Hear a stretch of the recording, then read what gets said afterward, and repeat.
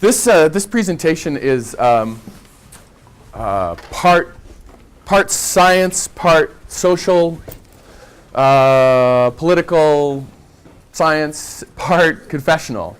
So it's kind of I don't want to spend too much time talking about me personally, but in a way, I see myself as a kind of paradigm, not a paragon, but a paradigm, which is to say that I want to be vulnerable today to talk about the forces that made me white. I mean, I am white, right? But when I say made me white, I mean like what it means to grow up white. This is one of the things that I am become incredibly aware of only as an adult, not as when I was your age, when I was in college, I was clueless. I had no idea that I was white. I didn't know I was white. I was just me. I had no concept of what that means or what that meant. So I'm coming at this as someone who admits that I didn't really get it until late in the game. And so part of what I am doing or using this sort of platform is to try to use myself as a starting point in this discussion about race that we're having in this country right now, but also as I am a product of that system, which is designed to raise up people like me to positions of power. And how ironic that I'm standing in front of people like talking to you as if I'm in charge. So I realize at the same time I'm talking about that I've been groomed to be a person, a white man in power, that I'm actually telling you about that story as I am a white man in power, even though I'm not like a CEO or anything.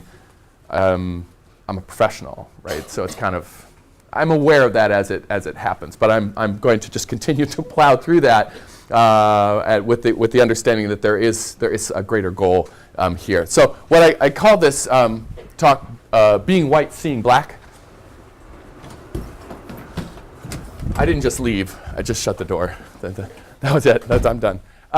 But this is the one story that sort of ignited my imagination. And I had done this a couple years ago actually for a Freedom School, and I went back and looked at it. It was terrible.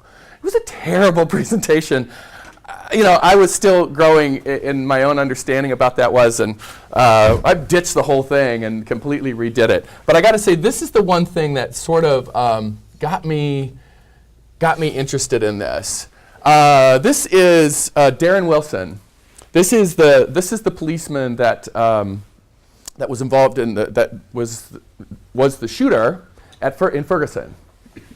He is the police officer. This is a picture that was taken in the hospital right after the event as he was in there. And this face, I mean, he just looks like a regular guy, right? I mean, like this doesn't look like the face of a killer, although he did kill Brown. What's his first name? Michael Brown, right? Oh my God, there's so many names there. Can't remember. Michael Brown, yeah. But this is the one that caught my attention. This is the quote that I want to read to you, the sort of start way out, and then we'll kind of come back to this actually at the end. So Wilson then, still in his car, looked out at Brown, who, quote, and this is his quote, had the most intense, aggressive face. The only way I can describe it, it looks like a demon. That's how angry he looked. I just saw his hands up. I don't know if they were closed yet. On the way of going closed, I saw this and that face coming at me, and I just went like this, and I shielded my face, right? That idea that his face looked like a demon to him, and that there's another point where he said, I felt like a little child. I'm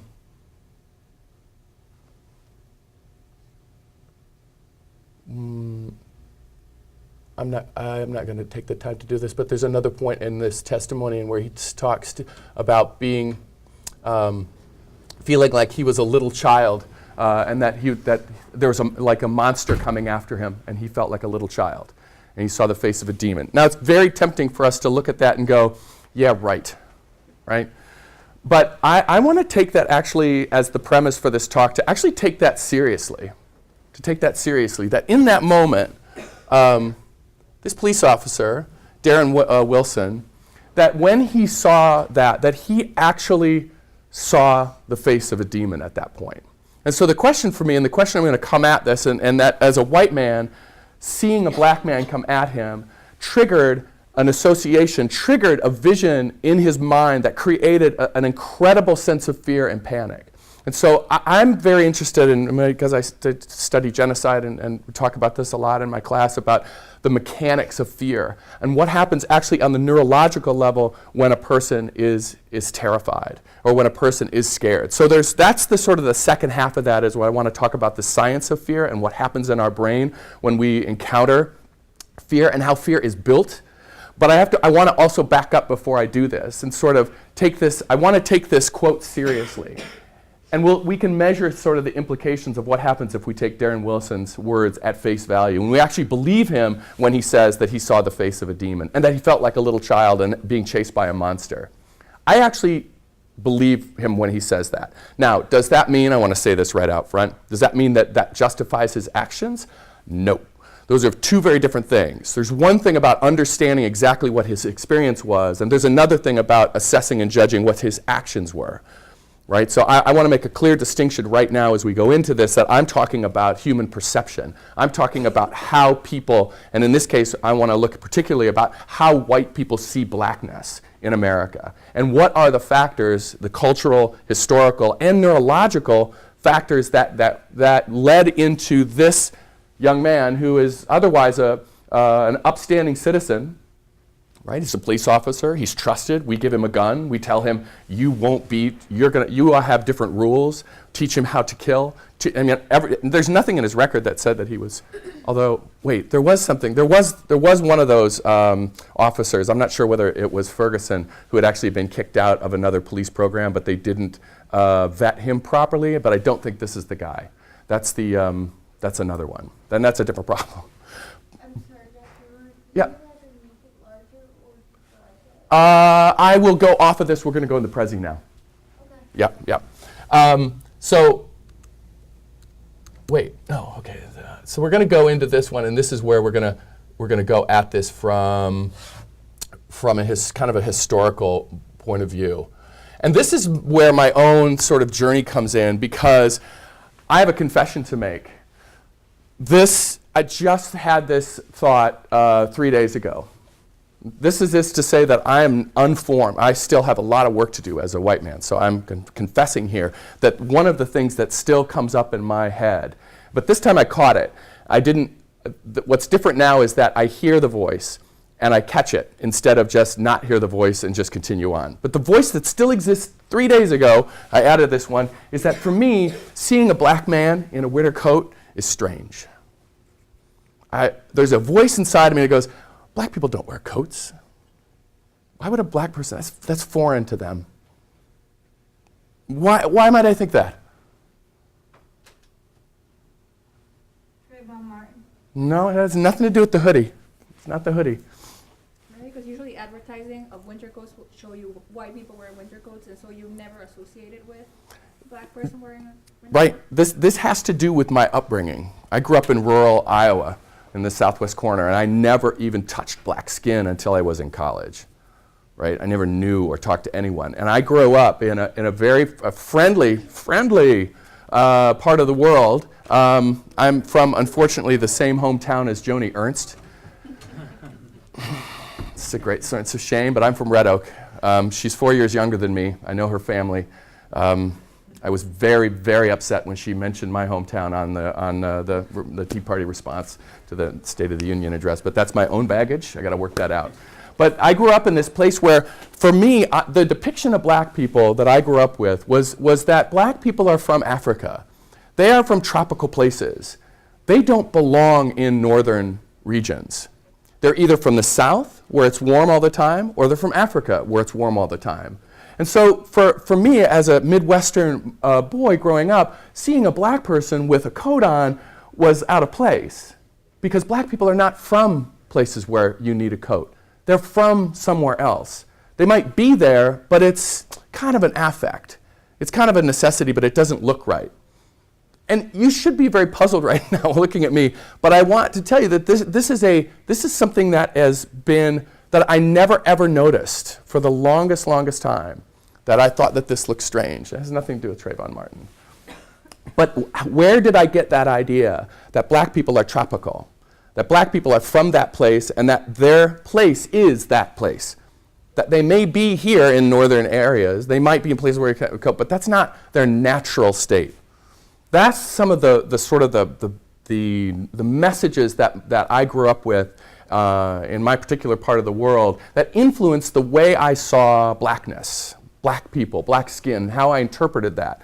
And that example might be extreme, and you can call me a racist if you want. I never had KKK in my town. In fact, that kind of racism is actually not what I'm talking about at all.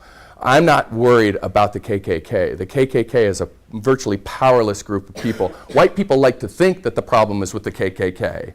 But actually, that's a very convenient thing that white people do in order to make sure that they say that the problem is not with us, northern, educated, middle class like me, who is super friendly.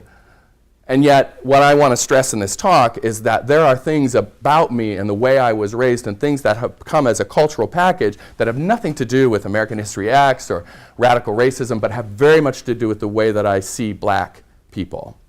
That has gone under the radar for much of my life. And I'm finished with it. I'm intolerant of it.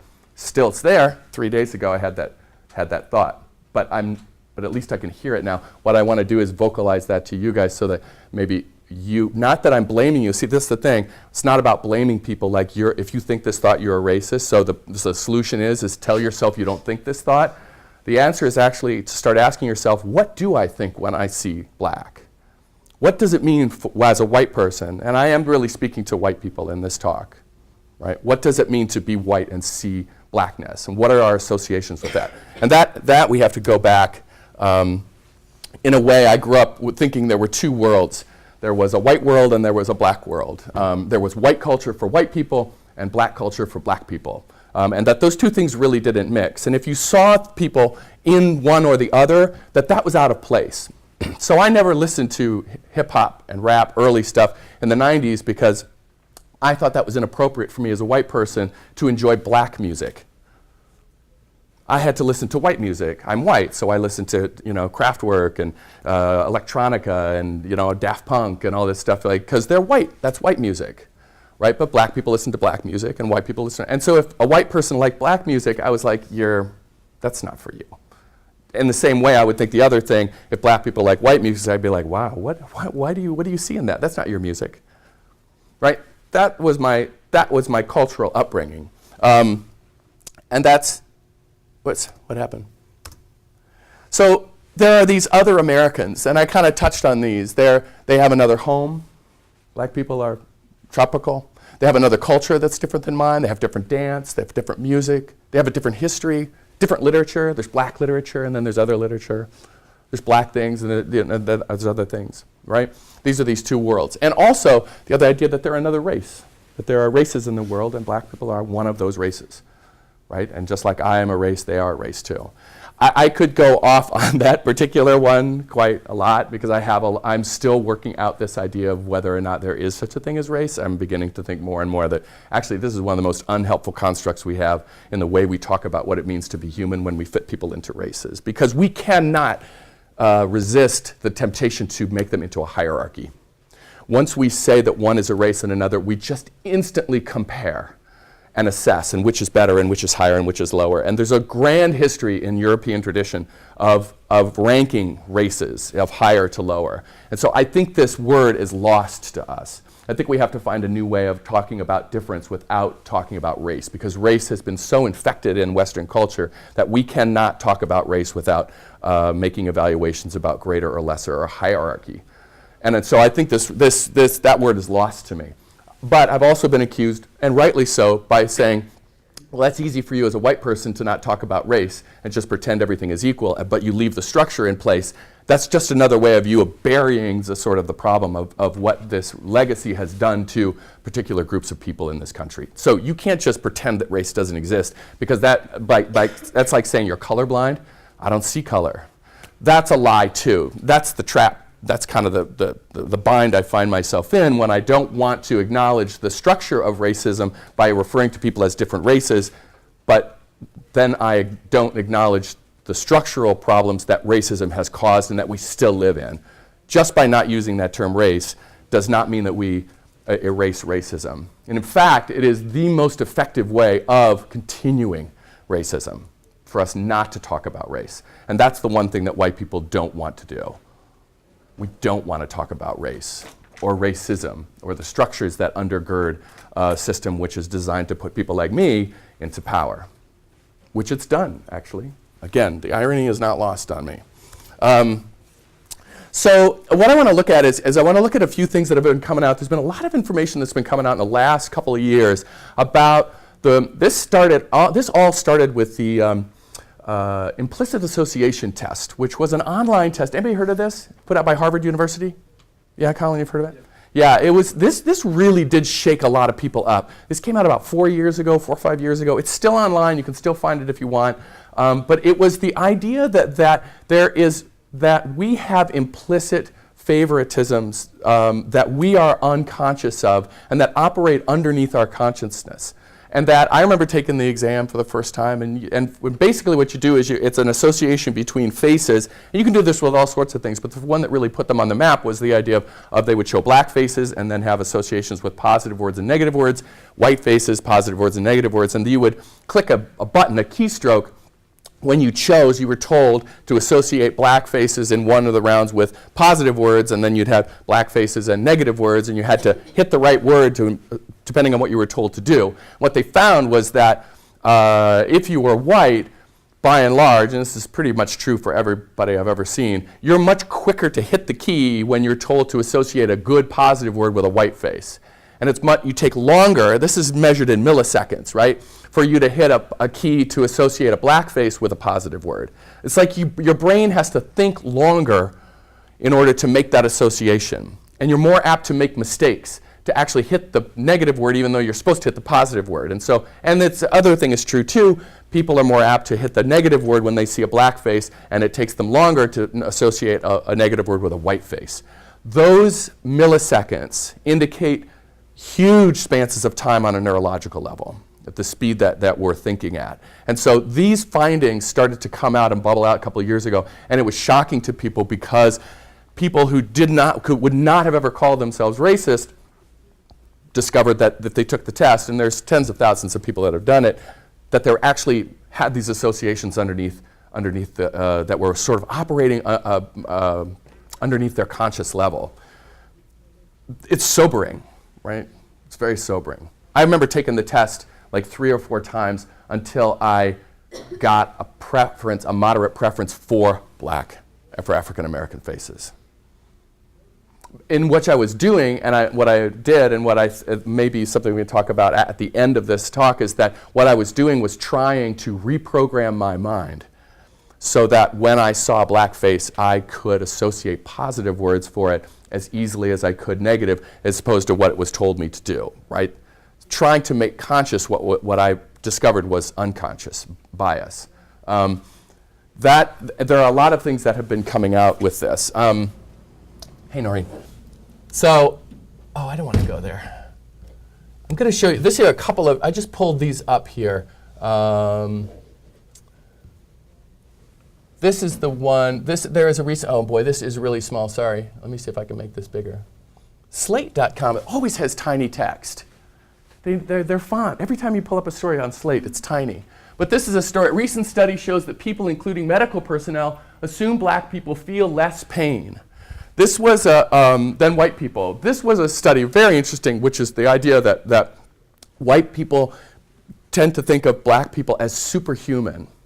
And when they mean superhuman, they tend to think, they did the implicit association test, but with words like magical words or superpowers or unusual strength, that white people tended to see black people as having more strength, having more powers, magical powers, more superpowers than white people. And the researchers said, it sounds like a good thing, right? Like you think that they're superhuman, like this is a good thing. But actually the flip side of it is, and the thing that's really more important, is that they also believe that black people are less sensitive to pain than white people. And when they did this study with medical personnel, they found out that they would be less likely to attribute pain in the same level as when they're dealing with white patients. This has a legacy in our history, and we'll talk about, that goes back to the slave era, when slave owners and white people thought that black people could endure more pain and that that's the way they were built. It's part of that whole package about that black people were built to be slaves. And so part of that package is that they were stronger than white people, and they were tougher, and they were less sensitive to pain.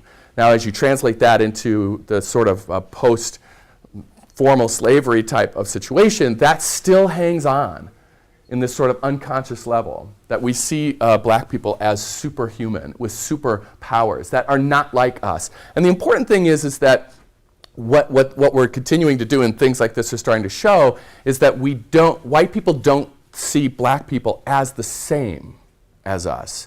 They see them as a different kind of person, a different kind of people. We could debate about whether they think of them subhuman or what, but I'm trying to be neutral by saying that they're different. And that difference is significant. On the same principle that we abolish segregation in schools, separate but equal, I don't think that we're capable as human beings of actually understanding separate but equal. I don't think there is such a thing. We can't, I think this is beyond us. We like to think that we could do separate but equal, but I don't think we can do it. And so I don't think there's nothing wrong with that. There's a solution to that. It's not a shortcoming. It's actually a way that we could actually do better, because actually the only way we can ever be equal is when we're not separate. And we'll come back to that later. So another one that came out recently, this is the American Psychological Association, March 6th of 2014, just last year. Black boys viewed as older, less innocent than whites, research finds. Right, and this was talking to police officers who tended, again, to, given pictures of black people and white people, and boys in this case, they tended to overestimate pretty significantly the age of black men, black boys. So they would always think that black boys were older than they actually were, much more so that when they were looking at white people. And less innocent, that they were more likely to see a black face and see guilt and judge the guilt of a person than white people. And this is the kind of stuff that's starting to come out. This isn't just anecdotal anymore.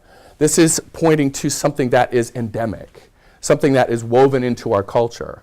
And this sort of thing, when you start pairing this stuff together, when you start looking at the way in which this is sort of exists across the board, it becomes, you start to understand the sort of the extent of this, of how pervasive this idea is. This is also true, by the way, for black officers, right? This same idea is true for officers across the board.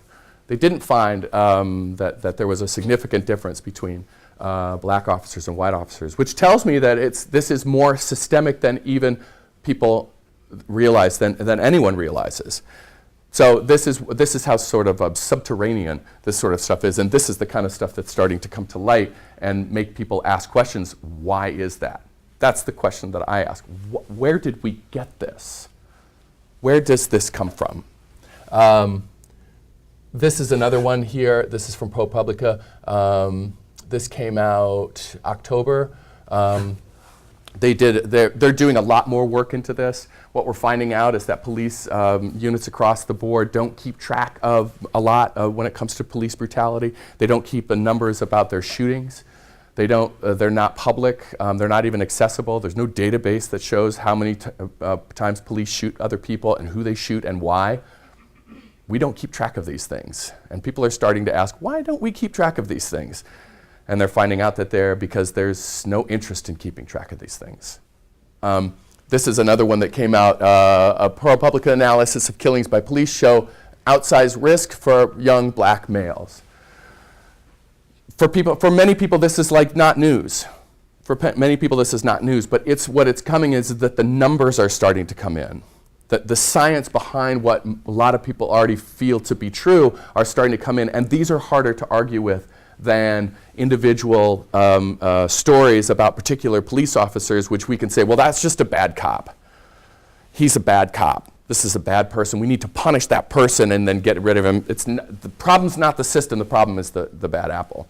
These sorts of studies are starting to show that it's actually not about the particular individuals involved. This is much deeper than that, which comes back to Darren Wilson, that idea like, why did he see a demon? And it also starts to shine light on the fact of why the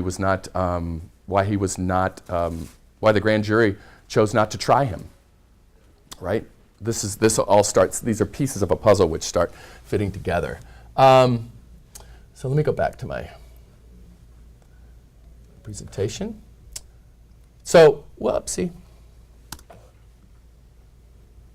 So you have, they're older than they look, they have magical powers, they're less sensitive to pain. And then also there's something that came out that was in the 1990s. Actually, Brian Stevenson, how many were you at that talk? A lot of you? Yeah, good. He made reference to this well in the 1990s, this phenomenon called the super predator, which was this movement, this scare in the early 1990s of this idea that there are people out there, young people, young boys of color, who are different from everyone else, that they commit crimes at a level that is beyond our understanding, that they are machines, they are called predators. That's a very, very interesting and telling choice of words. Not even predators, but super predators. And this was a huge scare within the American public. There were studies that came out and talked about these young boys who just all they wanted to do was destroy.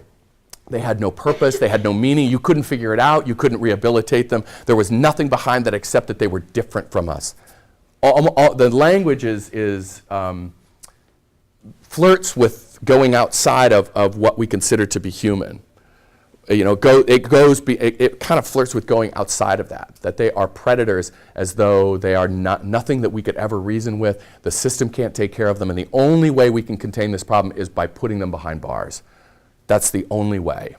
So that has really crumbled but it really took off for several years, this idea of the super predator, and it still lurks in there. But again, for me, the question goes deeper of where did that idea come? Where is the room within the way we think about people of color that we would be able to accept as a culture the idea that there are super predators out there? That we could look at a scientist and who tells us there are these super predators. They're coming to fore and they're coming out of the cities and they're coming after us, and we all go, oh my God, we have to do something. Instead of saying, what you're saying is nonsense, because that's not human. There's room in white culture and white America to allow for that kind of language to exist. And I wasn't paying attention much in the 90s because all the 90s are lost to me because my first daughter was born in 1990 and my last was born in 1997. And I'll tell you, I know nothing of the music, I know nothing of the culture, I didn't watch TV, I never watched any movies. The whole decade is gone. I remember vaguely, I didn't watch 1 minute of the war in Iraq, the Desert Storm. Nothing. I missed the Rwandan genocide, I missed everything in the 90s. So a lot of what I do actually is talking about the 90s, which is kind of ironic. So that's a big hole. But I remember something about that, but I was off the map. I was off the grid. But I do, now that I go back and I look at it, and I look at how we reacted, this was all part of really an unbroken line that goes back quite far. So the conclusion that I came away with, certainly, when I look at this face, I still have to fight that idea that this is a dangerous, distant, and different kind of person. To look at that young black man and see danger is something that everything in my culture encouraged me to do.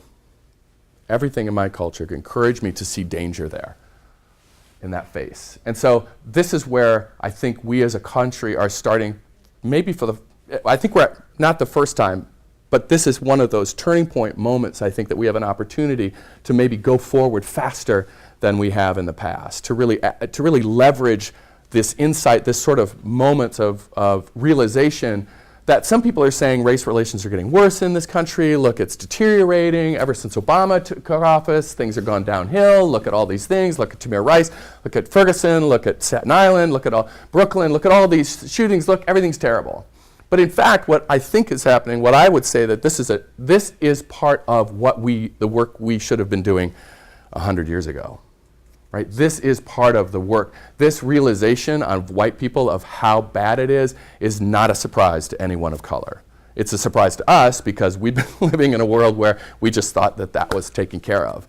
But it's not a surprise to anyone else. The only people who are shocked are white people. Look around, listen to the commentators. Everyone who's black will say, wait, this is not new. This is not a new thing. And everyone who's white saying, look, the sky's falling. Oh my God, look at race relations are going to hell in a handbucket. It's pretty reliable. And I'm part of that narrative too, or at least I would like to say that I used to be. But I still have the same brain I still have then, and it needs some work. So then the idea is, where does that come from? So the roots of our fear, when I say I'm playing off the idea of roots, right? Because roots, that's the cover for Alex Haley's Root. That's our protagonist, Kunta Kinte. This is what I grew up in the 70s. We all watched this. We gather around the TV. This was a big event in my family, and I remember watching this show. And it was during the 70s. It was during civil rights. It shook our culture, but in a way, it didn't do a lot when it came to understanding where it again did that thing where it demonized the South. It demonized slave owners. I grew up thinking that the whole problem with racism was in the South. I knew nothing about the housing problems in the North, about Chicago, about racism, about the way that the North expressed its Jim Crow laws, about the way that the North expressed its racial bias. It was all about the South. And of course, again, very convenient for most of the country to blame it on that period, blame it on those slave owners, blame it on those individuals. But what it didn't do necessarily was made all Americans take a look at where that we were at that time. It made us think that we had a terrible past, and the best thing for us to do really is then just cover it up. Just cover it up, or contain it. It was slaves, it was slavery, and thank God for Abraham Lincoln, and he ended that, and whew, we dodged a bullet there. We're done with that. But in fact, what I say when I say the roots of our fear, and when I say our fear, I'm talking about white people. That slavery is actually the roots of our fear from a white perspective. Our fear of Africans, the fear of slavery, the fear of what slavery came to mean for white people. And I think that sometimes we tend to distance ourselves, especially for someone who's from the North like myself. I know that I spent most of my life thinking that that was the problem. I used to show American History X for my ACS students, and I thought it was a fantastic movie, and it is in some ways. But again, it plays into that same idea that the problem of racism is with racists, is with KKK, is with white supremacists, and if we can get rid of those people and reform them, everybody seen American History X? A few people. If you can reform them. It's about how a white supremacist becomes reformed and saves his brother from the same trap that he was in, and blah blah. It's a good movie. It's interesting, and Ed Norton is fantastic in it. But the message is that the problem is with racists, not something I think that we're starting to deal with now in this country, which is that we're dealing with a structure that is designed to make sure that people of color don't go too far, and that to maintain the privilege that white people have is premised on the existence of certain ways of keeping black people in certain areas, keeping them away from certain access to privilege, access to education, access to real estate, access to voting, access to being at the same status that the rest of Americans have, white Americans. And so the idea is that if they are not in that place, they will overtake us. And this goes back to the roots of our fear is very much in that. Which is to say that the goal, we all have heard of Jim Crow laws. What I've come to understand now, again, I was always taught Jim Crow is only in the South, and that it was a long time ago, and now it's over. I was born in 1965 in March. That was the same year as the Voting Rights Act was passed, and so that was done. We were finished with that. But what I'm realizing is that there are different kinds of Jim Crow, that the goal of Jim Crow is to separate and neutralize. That can happen in many different ways. It can happen through what we know as Jim Crow laws of the South, where they're very blatant, they're big signs, everything is out in the open, there's no shame, it's just blatant. And then there are other kinds of Jim Crow that are more subterranean, they're more covert, they're more difficult to see but they have the same effect, which is to separate and neutralize. And stop black people from getting the same access that white people have, access to privilege, access to opportunity. And so we have southern versions, we have northern versions, and I'm not going to get too much on this, but the way segregation was expressed in the North through housing was far more aggressive than it was in the South. There are arguments to be made that Jim Crow in the North was way more effective in suppressing black people from getting the kind of access that white people had. And that it was far more difficult to understand it and to point to in the North because it was so implicit. And therefore it was more effective. And therefore the irony is that black people who fled the South to get away from Jim Crow and came to the North actually in some ways had it worse than they did in the South. And so that sort of understanding the dynamics of that is really important. And that we also actually have a modern form of Jim Crow.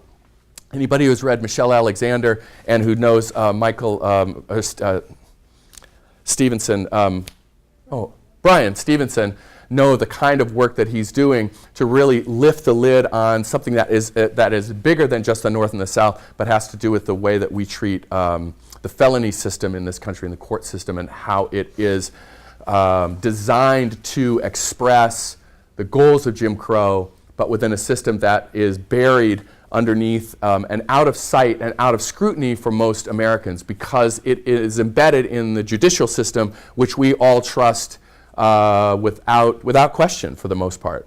And that the more these studies are showing, the more they're looking at the patterns of judges, the more we're looking at how felony laws are implemented in states and how they're linked to voting rights and how they're linked to access to benefits and education and jobs and housing and all of these things, and the way voting rights legislation, which is trying to be passed through in many states, have the same goal to disenfranchise black people from voting, which is the most effective way of keeping them separate and neutralized, is by keeping them from voting. Because there's no way in our culture, in our system, of getting what you need unless you have representation in government. And so that's the way in which this is working on a modern way now, which is to say that we are still in the midst of the civil rights movement in a very real way. This is not a chapter which has ever been closed for us. There are times where we progressed faster in some ways than others, and there are times where we move backwards, and there are times where it waxes and wanes and moves in a very different way. And so understanding that is really huge. So some of the frames for when we think of this, what I call the slave frame, which is still very much a part of that.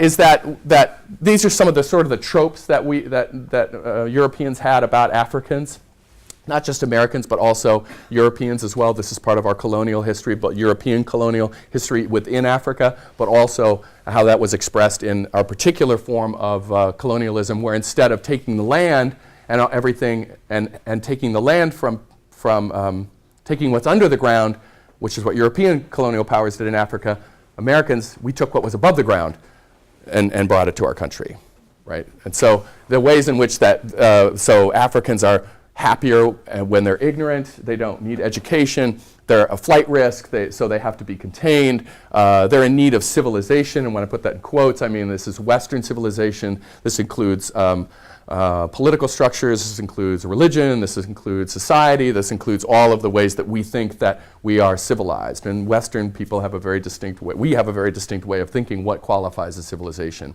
And it's a pretty narrow band of the human experience when you think about it. We have a very narrow band of understanding. It's mostly about technology and weaponry, infrastructure and weaponry. That's usually what we think of as education and as civilization. But it's not like the quality of our relationships. It's not about family. It's not about how we negotiate with our enemies. It's not how, we don't count that as civilization. We have a very particular way to do that. But anyway, that's another story as well.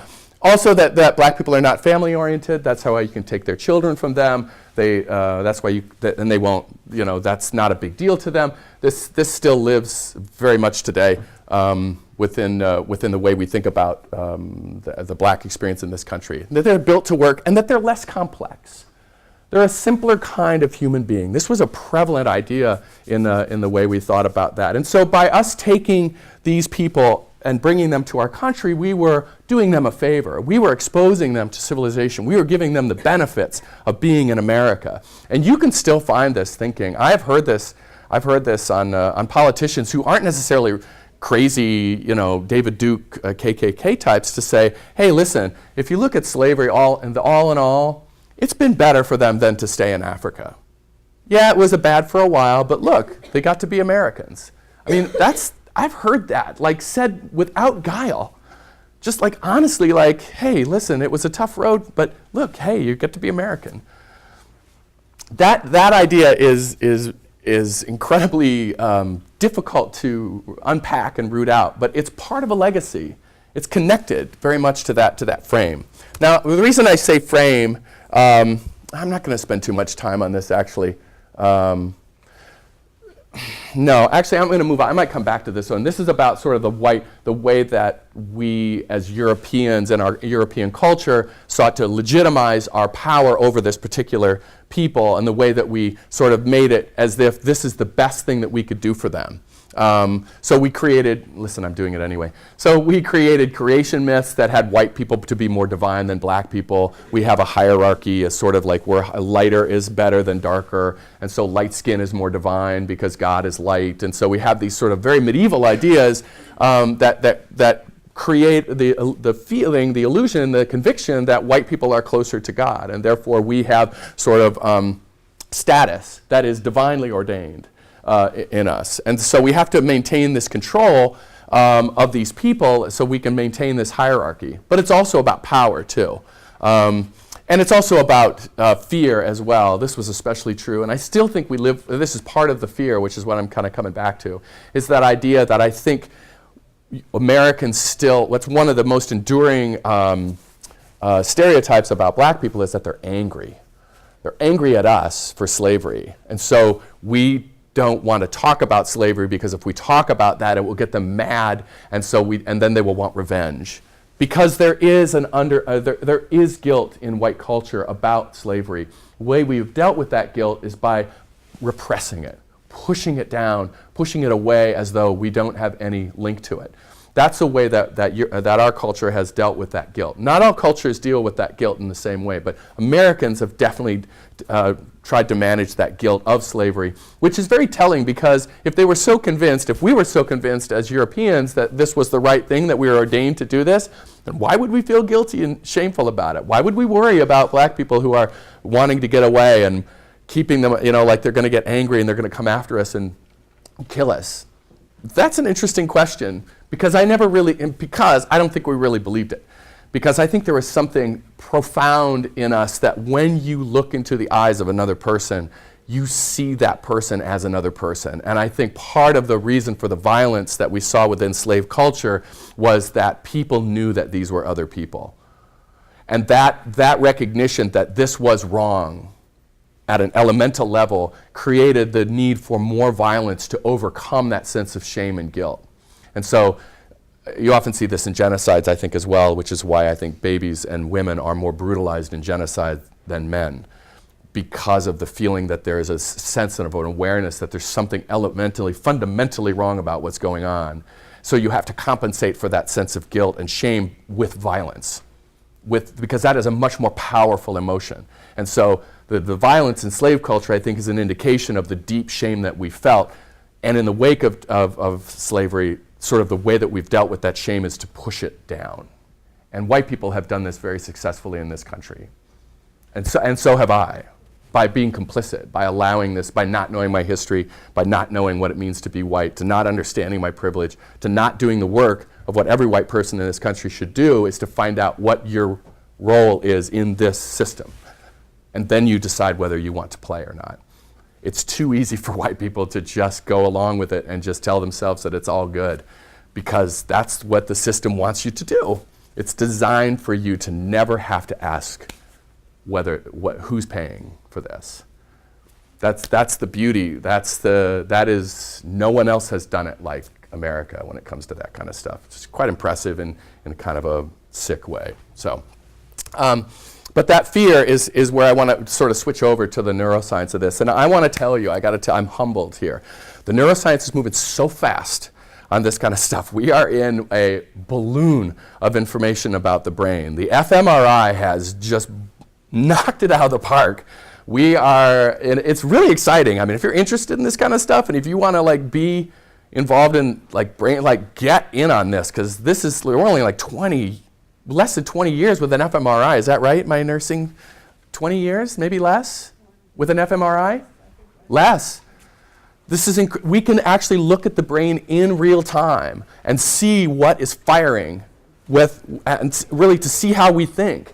And this is revolutionizing our understanding of what it means to be human. I'm done with the philosophers. I want to talk to neuroscientists. The philosophers are boring. That's like they don't know squat. The people who are asking the most important existential questions right now are neuroscientists. They are the people, they don't even know they're asking it sometimes. They're just doing their work like good scientists, but they are creating questions that nobody knows how to answer. So I'm very humble in this, and I realize that I'm behind on this. I just had a student who I had in my class a couple years ago who sent me like these two new articles on the amygdala, which I'm going to talk about. And I can barely keep up. I mean, but I'm very, very interested in this. I do want to talk about what I know. I'm just saying this like I'm provisional. I could be out of date like 10 minutes ago. So we have a long way to go.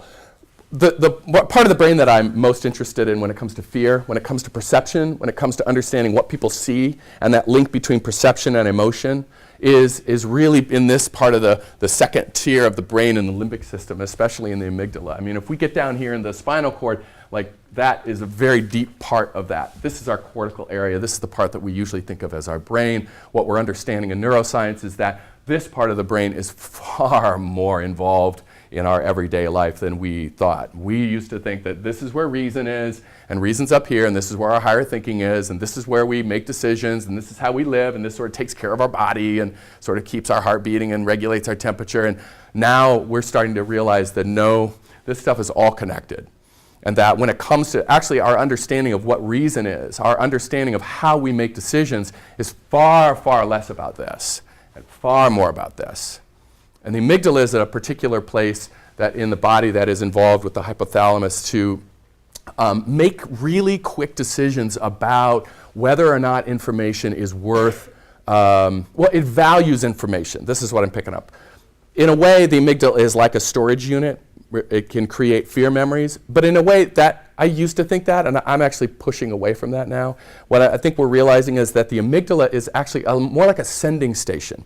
It's more like something that makes a decision about what to do with a piece of information, whether or not to suppress it, whether or not to just push it away because it's not important, or whether or not to amplify it.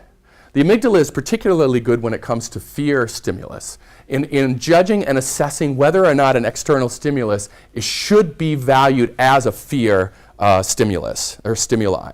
Because that's incredibly important if we don't know what to be scared of. This is a very deep part of our brain, which is very, very useful. Because if you don't understand what you need to be scared of, you won't be able to react fast enough to actually save your own life. So the amygdala is a way of, when we think of decisions, we think that the stimulus comes in here, we assess it up in the cortical regions, and then we make a rational decision about what to do with it. So neuroscience is telling us that that's actually the other way around. So what I say in class, and this was, I remember when I said it was like, right? Like we don't cry because we're sad because we're crying. Which is to say that our body reacts to things first before we're even really aware of that. And what we do, most of our job is interpreting how our body is feeling and then applying value, narrative, emotional qualities to that stimulus and then say, I'm sad. But we don't say, I'm sad, and then we start to cry. From a neurological standpoint, we feel that, and our body starts acting like we're sad, and then we say, why am I feeling this? Oh, it must be that relationship scene. It must be the Notebook that I'm watching. That's why I'm crying, because I'm watching the Notebook. Oh, God, this is sad. But it happens so quickly and underneath the surface that we think we're crying because we're remembering when, a time in our life, or no, we're remembering the last time we saw the Notebook. I mean, like, that's why we're crying. But it's actually not that. And the amygdala is involved in that, especially when it comes to fear. It's a very valuable part of the brain that tells you whether or not to act quickly. And it has certain ways that, in particular, it has effects on the way that we perceive the external world. This has to go in, there is this incredible dance with ACTH and cortisol. Cortisol, for general purposes, is what we usually call stress. It's a stress hormone. It's much more complex than that, though, because cortisol is really, really important for us to have. It's not like we don't want cortisol, like we need to have cortisol. But in big measures, cortisol is that stuff that triggers adrenaline. Cortisol is that stuff that tells the body to be scared, that prepares the body to react with that fight or flight sort of idea, that where you get this rush where you see things differently. That's the stuff that adrenaline, it makes you see tunnel vision. It makes you it sends blood, amazing amounts of blood to your big muscles to be ready to go. It increases your heart rate. I mean, it's all this stuff which prepares you, and you don't have to think about that. That's why when I do that, you don't have to think about whether that was loud. Your body reacted to that immediately. That's an example of the amygdala taking something and just startling you out of nowhere. I'm sorry I did that, but it is a good way, because that feeling, that rush, that's your body being incredibly efficient. Incredibly efficient. It's an incredibly good thing, but it has effects. It has effects. One of the things I say that I talk about in class, especially when we're talking about perception, about when I'm trying to bring this back quickly, is that this changes the way you see the world. When you are in a state, when you have cortisol in you, when you are in a state of this, when your body is telling you that this is important, that this is scary, you see the world differently than you do before. And this is what accounts for Darren Wilson and his thing, like, I felt like a little child with a monster coming at me. I saw the face of a demon. This is why I believe him when he said that. Because I believe that neurologically, he did see the face of a demon, whatever that means to him. That something triggered in him the reaction that he, and if you ever, I wouldn't recommend it, but if you see the shooting of Tamir Rice in the park, has anyone seen that? This is where the little boy had a play gun. This is, again, 2005. Let me see if that's the next one. Yeah, these are all in 2005. These we have Michael Brown in Ferguson, Eric Garner, Staten Island, Akai Gurley, Brooklyn, the guy who was shot in the Brooklyn stairwell, and he was unarmed by a police officer. Trayvon Martin by Zimmerman in Miami, Florida, and Tamir Rice in Cleveland Park. You see that what happens is that when they pull up in the car, Tamir Rice, who's 13, he's just a kid, he's got a toy gun. They have like surveillance for him like for the last 2 hours, and he's playing around, his sister's there, and he's in a park, and he's kind of playing toy shootout, right? And when the police car pulls up on the lawn, off the thing, pull up right beside him, he just takes the gun up like this. The policeman, within a split second, pulls and shoots him. That's it. And he goes down. It happens within a second, the whole interaction, incredibly fast.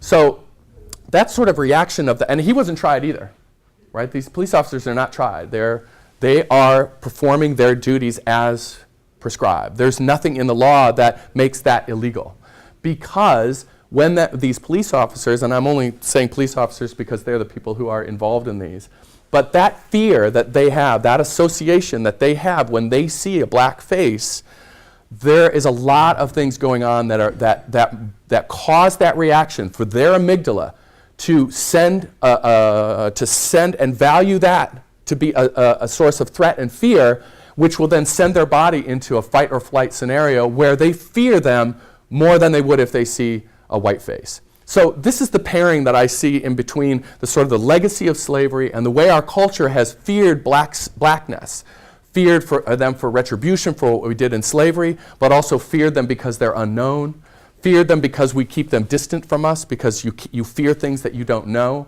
And we've kept black people at a distance from us, predominantly in white society, and so we fear those things. And how that reacts on a neurological level to create scenarios where to see a black face is to feel like pulling your gun, or to see the face of a demon, or to see danger when there's nothing there, or to see a gun and think that it's real even though it's play. Whereas if you saw a white face, those associations of fear and danger, which are not woven into our culture as much, wouldn't play on their body and the interpretation of their brains in the same way that it operates on these police officers. Which is to say, I don't blame them for what they did because they were reacting to stimuli that were coming into their brains, but they are a product of our system. They are a product of our culture, which has sort of subtly, and sometimes not so subtly, told us that black men, black people are dangerous. They have superpowers, they're insensitive to pain, they have more muscles than us, they don't value what we value, they don't value life as much as us, right? And so they create an otherness for white Americans that makes them difficult to empathize in the same way. Even to this day, white people are uncomfortable talking about race with their black friends. Even their black friends, they don't want to talk about this. And there are plenty of studies that show this. White parents don't want to talk to their white children about racism or race. They don't want their children to see race.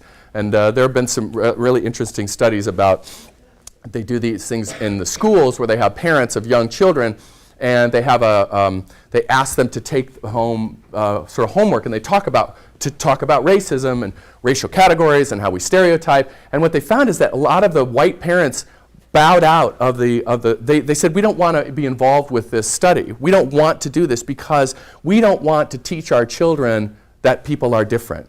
We don't want them to see blackness. We don't want to do that. So because that would be turning them into racists. Whereas black families were like, yeah, we talk about this all the time. This is not hard. We talk about this all the time. That's fine. No black families pulled out of it. But a lot of the white families did. And the reasons were is they thought that they were teaching their children to be racist by acknowledging this difference in appearance. Right? And that's the great, actually this is the new frontier, is you guys actually with your families, and I hope you all have families. I don't care how you get the children, but I hope you all have families, and that you raise them in a way that you don't do what was done to me, which is never talk about race as though that was the solution to the problem. That's how artfully this whole system has been set up, is that the less you talk about race, the more you perpetuate racism. That's the new gold standard for us. The less you talk about race, the more you perpetuate a racial system which gives privilege to those people who have the right color skin, and in my case, the right gender as well. I mean, this goes, like I'm white, I'm married, I'm educated, I'm male, I'm straight, I have a job. I mean, in every possible way you could ever come up with, I am a perpetrator. That is the tradition my family bought land from the government on the Homestead Act out in western Nebraska. They bought land that was stolen from Native Americans, and that's where we settled. That's where I'm from. So I mean, like, it's like, I can't, there's no way that I'm like a persecuted person by any stance. So that's why I'm the poster child for white privilege. That's why I tell you that story at the beginning, like I'm a paradigm. Not a paragon, but a paradigm. I'm a paradigm because in every way I was raised, I'm the one who should not be talking about this. I'm the one who's the traitor, because I'm not supposed to talk about this. Because if I talk about this, then I might have to sacrifice some of my privilege and power. But I want to sacrifice some of my privilege and power because I'm not happy. This is what most white people don't talk about, is it's not really fun to live scared. It's not that fun. It's actually, you have to put a lot of stuff away, you have to pack a lot of stuff down, you have to do a lot of denying. So how we do this, sort of the way forward on this is like managing guilt. This is what white people talk about. I just feel guilty. Black people talk about racism, they just want us to feel guilty, right? I think that's part of it, actually. I think we need to move through that cloud. I think embracing that guilt is part of it. You don't stay there, for goodness sake. You move with it, but you learn how to move with it. But the biggest thing for me is taking the out of unconscious. That is, to me, for my money, that is the biggest thing you can do, is once you start to notice these things about how understanding how your brain works, about understanding how little you know about why you decide something, about how little you know about what you feel when you see certain stimuli, understanding that and making that conscious, what is unconscious, is tremendously empowering. That is the biggest thing that I can tell you, because if it's just operating under the radar, you will believe that it's natural. You will believe that this is just what it means to be alive. But if you start to scrutinize these things, you can gain a tremendous amount of control over this. I'm not saying that the voices will never go away, because I told you, remember 3 days ago, I looked at somebody on there, it's like, wow, I just heard that voice. Black people shouldn't wear coats, right? But once you name that, then all of a sudden you have much more power than you have of this. Also, this is, again, I'm on the same page as Stevenson too, this sort of dismantling fear through proximity. Like, stereotypes can only be maintained. These stereotypes about what we think about black people and what it means for white person to see black can only be dismantled if you are in proximity. Because when you're close to that, those stereotypes just fall away. Those fall away. And this is unprotected proximity. I'm talking about practicing unprotected proximity, which is to say, sorry nurses, which is to say don't protected proximity is where you're in crowds of other people where you can feel supported and just moving around. Like, unprotected proximity is to make yourself vulnerable. And for white people, and I'm talking to you, white folks, is to be honest about making yourself vulnerable, about talking about these things that you think you're going to offend someone. You're going to offend them more if you don't talk. That's the most offensive thing you can do, is pretend it doesn't exist. That's freaking surreal, to pretend it doesn't exist. So, and again, the last thing I want to end on is it's the system, not the individual. This is the thing that everybody gets mad at. They got mad at the policeman. They got mad at the grand jury. We all get mad at them for not doing it. But the fact is the grand jury was following the letter of the law.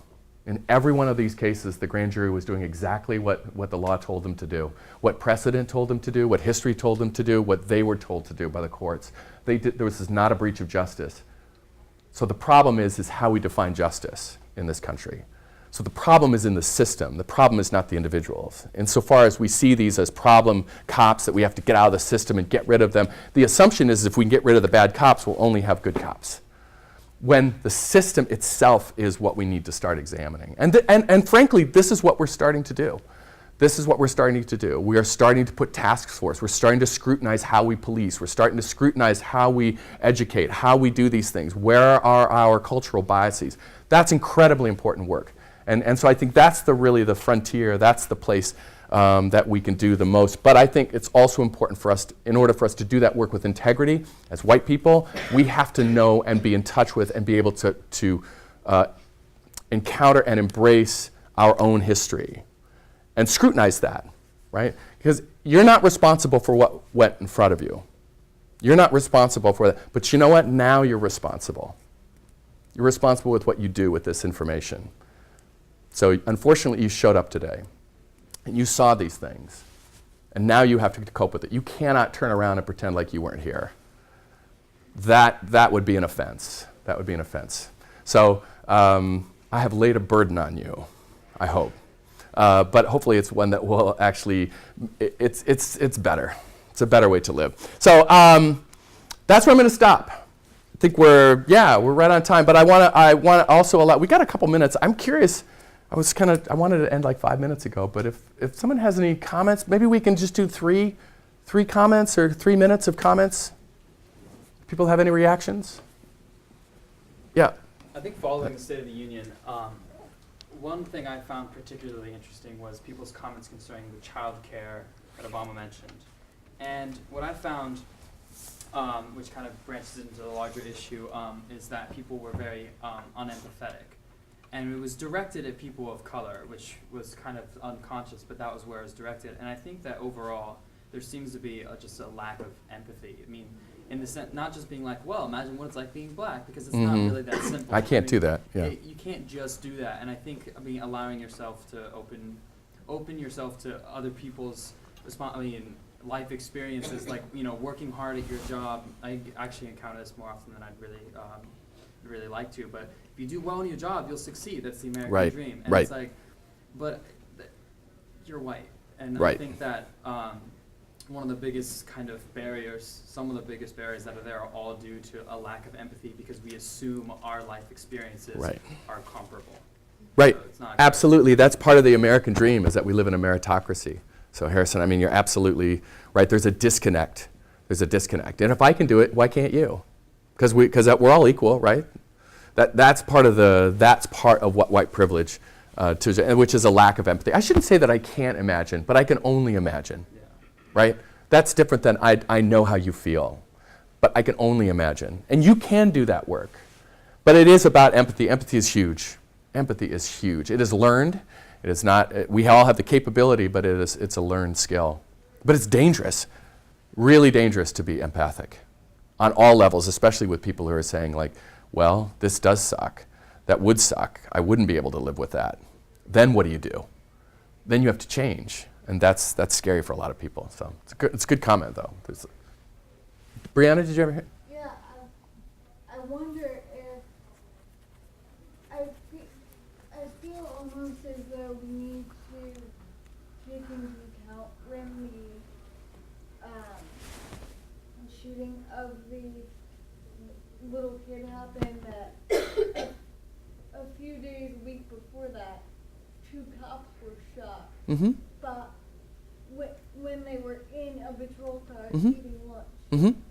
So, in some sense, yes, I know it. What he was 13 and big gun and all that, but I think that you can't necessarily blame it on this sort of black versus white when you have to look at the entire city was freaking out. Mm. And to some point still is. Yeah, no, I'm not saying it's all, I'm just saying that I'm using this particular issue and linking it to the sort of that idea of fear and the legacy of that. But I'm not covering all, I'm not explaining all problems, I'm just talking about this is one of the things about what it means to be white is that we have a legacy of slavery and a legacy of discrimination which we still carry embedded in us, very much, very unconsciously too. Just real quick, this is one of the things that, go ahead, Taylor. No, I can hold it. I think one of your last points that Harrison brought up about you can only imagine, I think is something that is really important to me because like people will say that they understand or they can only imagine. I think it's important for people to realize that you can only imagine. You'll never understand what it's Right. like to be a black person, black female, black male. Right. And this camp just before I got here, I don't know if it was exactly the situation, but I was walking to CORE for a hot second, and there was a white woman in front of me, and she kept looking over her shoulder. Cause I was much taller than her. I'm 6'1", she Yeah. was like 5 feet. She kept looking over her shoulder, and then she, instead of opening the door for herself, she stopped and opened the door for me to go in front of her. And I wasn't sure what it exactly meant, but I felt like me being behind her, being a foot taller than her, she wasn't sure if I was a male or female. She couldn't really see my face. I felt like it was a direct moment of she was scared, and she didn't know how to respond other than to let me go in front of her and let that fear that's behind her now be in front of her. In her sight. Yeah, Yeah. right, so she can see it and have control over how she wants to respond and wants to react, which is a prime example of we can have empathy, but like I'm saying again, just to drive home the point that white people or other races will never understand what it's like to be a person of color and walk into a place and have all eyes on you, or people think a certain thing or act Right. a certain way just because of what you look like. Right. So, Yeah, no, that's right. And who knows what was going on in her amygdala at that moment that she saw a tall, dark figure behind her, right? I think one of the things, and I don't say this for sympathy, but I'm not sure if it's appreciated, I don't think white people really understand this too, is how scared we are. White people are scared almost all the time, right? And we operate out of that paradigm of fear so much of the time, especially when it comes to issues of color. And that's not to elicit sympathy, not like don't you feel sorry for us, because the unfortunate thing is when you're scared and you have all the power, you can do some serious damage. And fear, and when you put those two things together, that's lethal. That's lethal. I mean, studying genocide is like that is the dominant. That is the cocktail that will get a genocide going. But I don't see it as only different by degrees in this country. Kind of a slow legal burn of fear and a kind of I don't see it as qualitatively different. Yeah. Camilla? So, does that justification of the fear Not a take justification, no, hopefully, it's an explanation. Okay, no, none of this, but like, because I'm thinking that even if you can prove that they were scared for their life Mm-hmm. at those moments, does that take away from the responsibility? Like, if the scenario had been with a white person and they couldn't, apparently, like, they couldn't have proven maybe that there was the same kind of danger or the same kind of fear, then it's totally a different scenario. Mm-hmm. So that's the part that I struggle with. I do, yep. In in all these trials and all these cases, whether the existence of that fear somehow not allows for them being able to, like, take that amount of force. Yep, and I think that's the distinction I made right at the beginning, that there's a difference between understanding and justifying. That's what I'm struggling with. It is a huge struggle. On a personal level, we all struggle with that, because that's the danger in empathizing. So when you empathize with Darren Wilson and you say, yeah, he did see the face of a demon. Yeah, he did feel like it, but does that justify, does that make his actions right? And I think we can, as a society, It's not say wrong. no. Yeah. No, it's not. And that kind of fear, that kind of is something that we have to address both on the individual level, that we don't want people who police, who carry firearms, to have that kind of, that if they haven't deconstructed, if they haven't made conscious what is unconscious, then they are a danger. That's, at a systemic level, we have to do that and make sure that we have better police officers so that they are aware of these forces, so that when they see a black face, they can slow down and not allow their limbic systems to get their hands to and draw their weapons, because they're acting, that's inordinate fear. That is unproductive, and we count on our police officers to be better than regular people. That's why we train them. How we train police officers is huge. Because if we don't train them to be aware of these forces, and if we just have these, well, let's get the racists out of here and then everybody else will be fine, we're missing the point.